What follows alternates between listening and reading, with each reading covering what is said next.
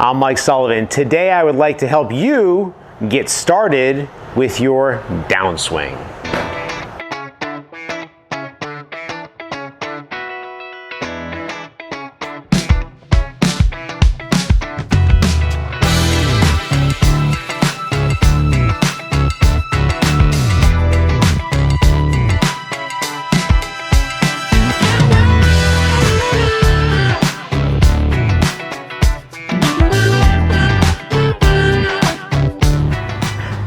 In the last few videos that we've put out, we've been really kind of building on this, I guess you could say this topic or this theme of, as either a higher handicapper or as a beginning golfer, how to get better at the game in a systematic way with a minimal amount of frustration. So the last video we did on this topic was about the pivot, and if you look right up here, there's a little card that'll slide across. You can click on that, and actually if you click on it, it'll hold that video until after this one if you want to watch the rest of this one, or you can go back to the pivot.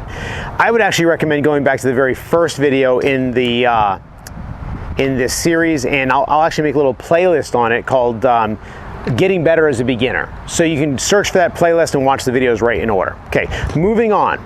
So up to this point, we've basically got you through the initial pre-swing fundamentals. We've got you through taking the club back with a square club face, and we've also got you through a little bit of, or not a little bit, the actual process of turning our shoulders, then turning our hips, and maintaining this tilted spine, as opposed to getting a situation where you just pick up the club like this. And as we're doing this properly, we're calling this a pivot. Okay, so we got you that far. How about how to start the downswing? And what we're looking to achieve is we are looking to start our downswing with pressure moving into our front foot, probably before the club head even stops in the backswing.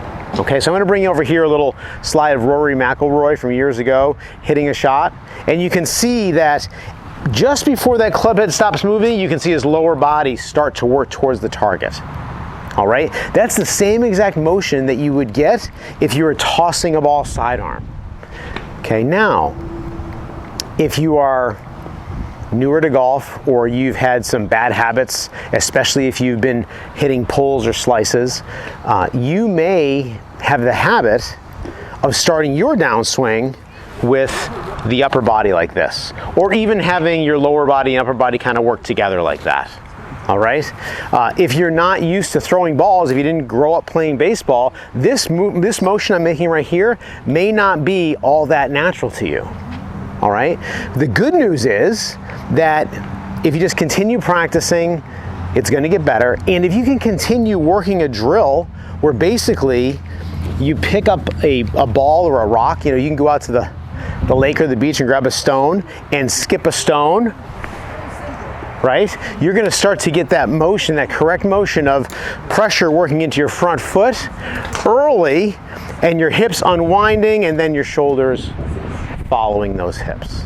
Okay, and we can break it down in all sorts of real mechanical, absolute ways, but what I found what helps people the most is getting the point through that we've got to start our downswing with our lower body initiating that downswing. All right, let me also show you a drill that you can do when you're practicing with a ball and a club. And on this channel, we've done it before. We call it the Happy Gilmore drill. And I'm thinking of one of our students in particular.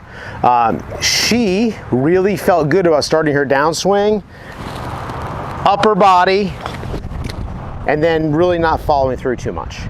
Then we got her hitting balls with this Happy Gilmore drill, and I think she started playing golf like it because she did so much better. And if you remember that movie Happy Gilmore, he kind of steps back and kind of walks into it and boom, drills it with his driver. Well, we're not going to make it that crazy, but what we're going to do is we're going to, on our backswing, let our front foot come off the ground, and then on our downswing, we're going to land early on that front foot so we can really get the feeling of our lower body initiating that downswing.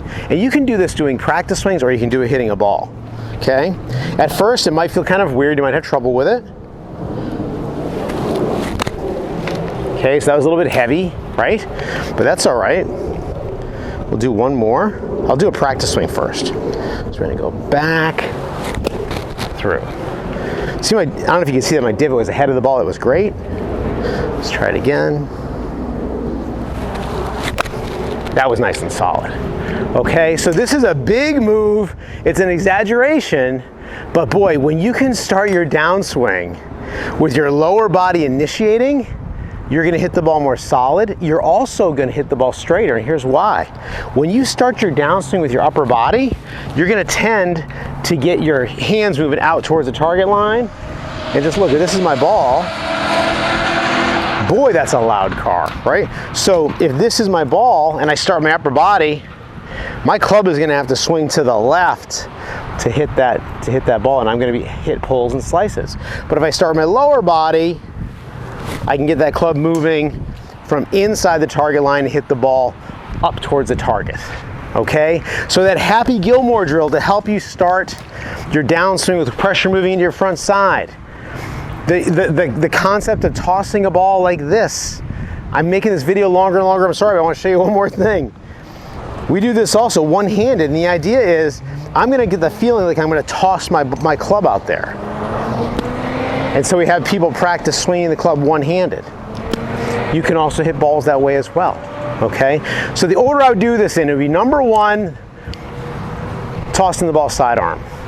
Number two, that happy Gilmore drill, and throw that in a little bit with swinging the club one-handed, trail hand only, and you can even hit balls that way as well. I hope that helps. I'll see you next time.